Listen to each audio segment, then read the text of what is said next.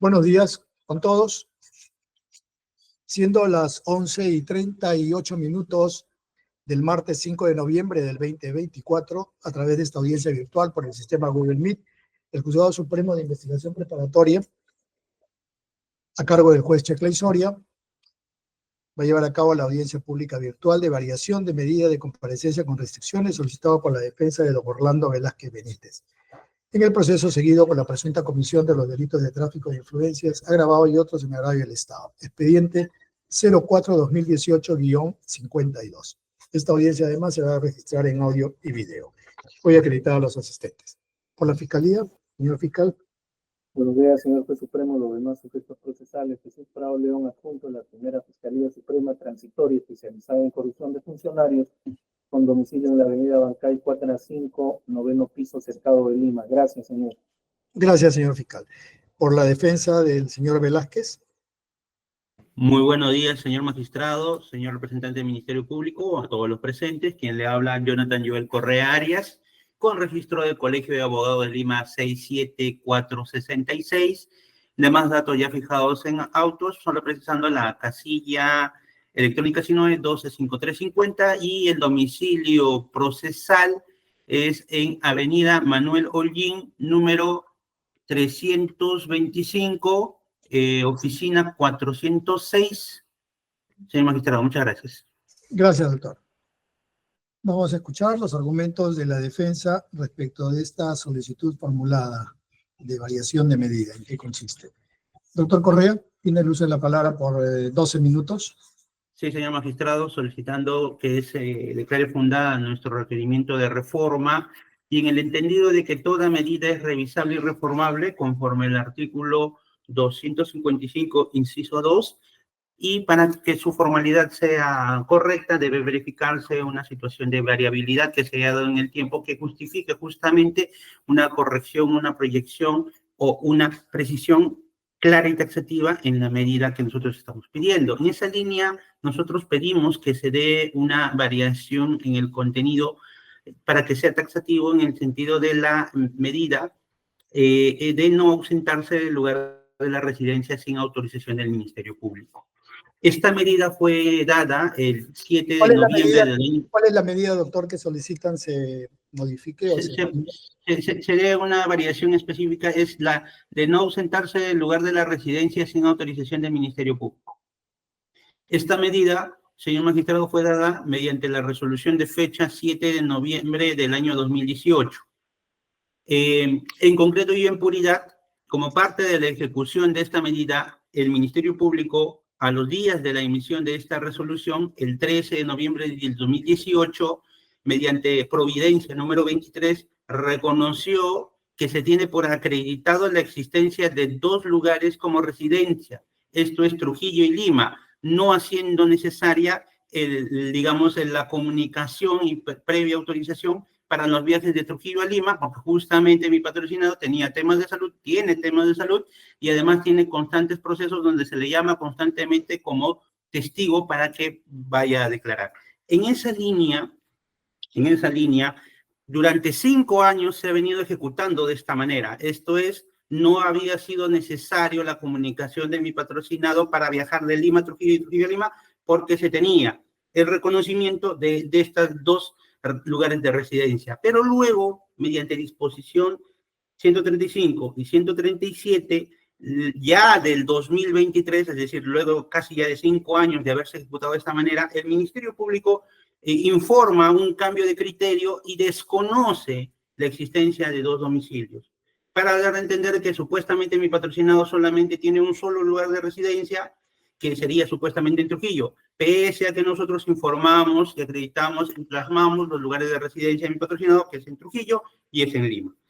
Es decir, casi después de 5 años. Y esa es la circunstancia que modifica y que nosotros, de una manera, nos trae aquí el día de hoy para pedir que se dé una modificación en la normativa, en la resolución, y se establezca de manera taxativa y se reconozca la existencia de estos dos domicilios, como ya se hizo en el caso del expediente 14-2019, incidente 16, también seguido a mi patrocinador, que también tiene medida de comparecencia, y en ese también existe la regla de informar cuando se va a viajar y se precisa, salvo como excepción, de Lima Trujillo, porque se reconoce en esa resolución que mi patrocinado tiene esos dos lugares como lugar de residencia.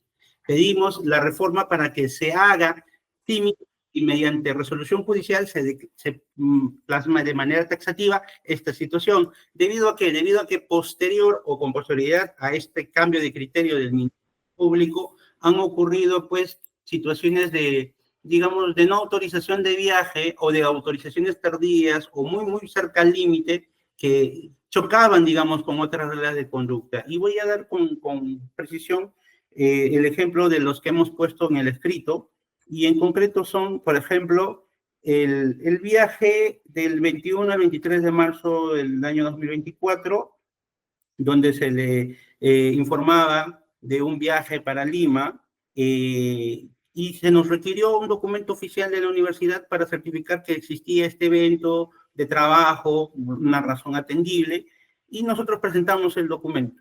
Pese a ello, pese a que estaba firmado por la autoridad de la universidad competente, se nos rechazó el pedido. Entonces ahí vemos que hay una suerte de no criterio objetivo, digamos, para resolver un pedido y que transgrede también el derecho, por ejemplo, laboral. Luego hay otra solicitud de viaje del 8 a 9 de julio por motivos personales, por el fallecimiento de una persona, lo cual fue rechazado de manera de plano, ¿no? Y luego un motivo de viaje que nosotros nos causa mayor extrañeza y justamente la necesidad también de esta precisión de que no es necesario, digamos, el motivo de informar del viaje de Lima Trujillo, es uno que nosotros habíamos pedido el viaje del 30 al 31 de julio del 2024. ¿Motivo del pedido de viaje? Porque tenemos que firmar mes a mes, informar nuestras actividades al Ministerio Público. Nos rechazaron. De manera liminar nos dijeron, disculpen, no me han apuntado los pasajes. Ya cuando teníamos previamente situaciones de rechazo, pedirle que mi patrocinado tenga previamente un pasaje para ver si nos aceptan o no un viaje, significa pensar que mi patrocinado tiene el dinero para gastar y para derrochar, cuando primero se tendría que dar la autorización para que mi patrocinado pueda gestionar los pasajes correspondientes. Pues no tendría sentido gestionar un pasaje y un viaje que no me han autorizado. Pero incluso en el supuesto negado se informó de los pasajes y se nos autorizó justo el día 30.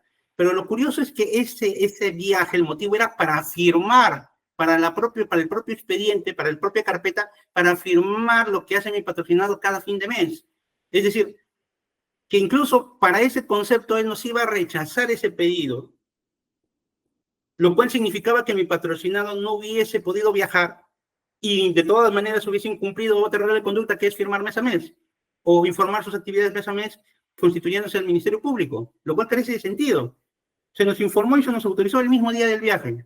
Si mi patrocinado con el recaudo se puso a disposición para viajar, pero si nos notificaban unas horas después, no hubiese podido cumplir la segunda regla de conducta, que es firmar y es informar mes a mes las actividades que tiene que decir al Ministerio Público. Entonces, en esa línea nosotros vemos que hay un sinsentido en esta situación que se está, digamos, generando producto de no existir esa especificación del doble lugar de residencia, como sí existe ya en el expediente 14-2019, incidente 16, que ha sido confirmada, consentida, disculpen, por el Ministerio Público en su oportunidad, y que el despacho tiene conocimiento porque ese caso también es administrado por el mismo despacho del Ministerio Público, la primera Fiscalía Transitoria Suprema de